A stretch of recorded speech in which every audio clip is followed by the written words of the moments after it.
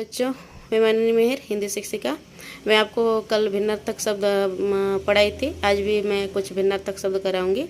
तो भिन्नार्थक शब्द,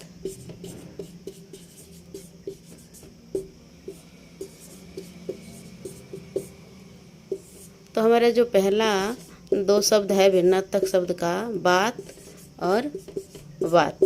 तो पहले बात का मतलब क्या है? पहले बात का मतलब है कथन। क्या है? कथन।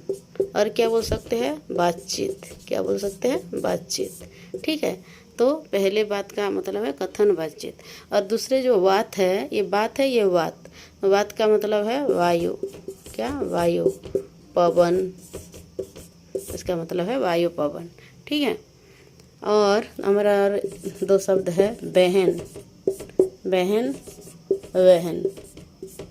तो पहले जो बहन का मतलब है बहना। बहना मतलब क्या है? ये पानी बहना ऐसे कुछ नहीं है। बहन को जो हम उड़िया में बोलते हैं भौणी, और इंग्लिश में क्या बोलेंगे हम उसको, और हिंदी में बहिन भी बोलते हैं, बहिन। और सिस्टर, इंग्लिश में क्या बोलेंगे? सिस्टर। तो ये बहन है। और दूसरा जो बहन है उसका मतलब है वहन करना।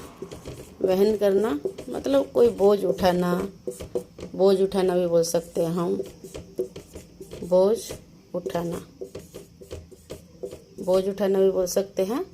और क्या होगा? ढोना भी बोल सकते हैं। क्या? ढोना, ढोना। तो ये सब मतलब आ जाएगा वहन का। वहन करना, बोझ उठाना, ढोना। तो देखिए, पहले जो बात का मतलब है कथन, बातचीत।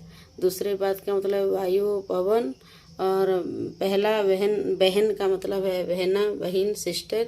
और दूसरा वहन का नाम है वहन करना, बोझ उठाना, ढोना। तो इसको मिटाते हैं और कुछ भिन्नार्थक शब्द लिखेंगे।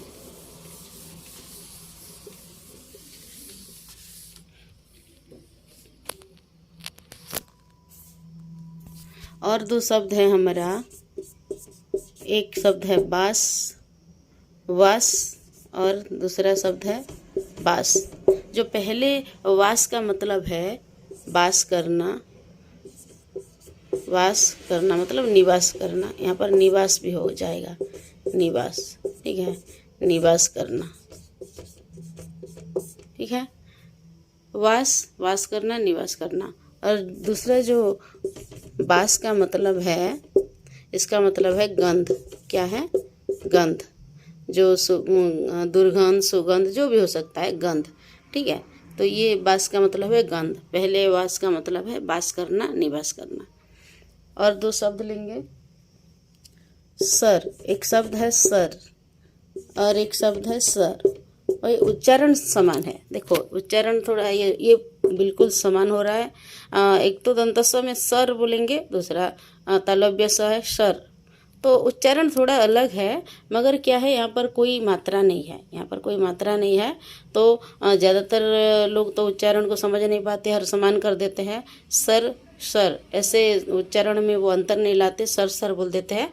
तो इसका मतलब क्या है, देख लेते हैं। पहले जो सर का मतलब है ये क्या? इसका मतलब है सिर, सिर। ठीक है, ये सिर है। और दूसरा जो सर का मतलब है ये तीर हो जाएगा, तीर, तथा बाण भी बोलते हैं। ठीक है, तीर, बाण, ये सर का मतलब है। और ऊपर सर का मतलब है सिर। इसको मिटाते हैं और कुछ शब्द ले लेते हैं। और एक शब्द ही लेंगे, बदन, वदन। पहले जो बदन का मतलब है शरीर, क्या हो जाएगा? शरीर। इसका मतलब है शरीर। और दूसरा वदन का मतलब है मुख। ये मुख को वदन बोलते हैं। ठीक है, पहला जो बदन का मतलब है शरीर, दूसरा बदन का मतलब है मुख। तो इस तरीके से भिन्नार्थक शब्द हम पढ़ सकते हैं। और एक शब्द मैं बताती हूँ, जैसे कि एक दिन है और एक दिन है। ये दिन, ये दिन, दिन देखो, ये बड़ी लगा है तो दिन, ये छोटी लगा है तो दिन। तो पहला जो दिन का मतलब है गरीब। क्या? गरीब। गरीब आदमी है, गरीब दरिद्र लोगों को दिनहीन बोली जाती है। और दूसरा जो दिन का मतलब है ये दिवस, दिवस दिन, इंग्लिश में डे बोलते हैं, ये दिवस। तो ये मतलब है भिन्नार्थक दो शब्द जो कि उच्चारण में भी समान लगता है और लिखने में भी थोड़ा कंफ्यूज लगता है कि किसी में व, किसी में ब, किसी में छोटी, किसी में बड़ी। तो मात्रा के अनुसार, अक्षर के अनुसार, उच्चारण के अनुसार उसका अर्थ अलग हो जाता है, मगर दिखने में सेम लगता है। ठीक है, तो इसी तरह से भिन्नार्थक शब्द होता है। आपको ये वीडियो अच्छा लगे तो लाइक कीजिए, सब्सक्राइब कीजिए और मेरे चैनल पर बने रहिए। मेरे चैनल का नाम है माननीय मिहिर। धन्यवाद, बाय, सी यू।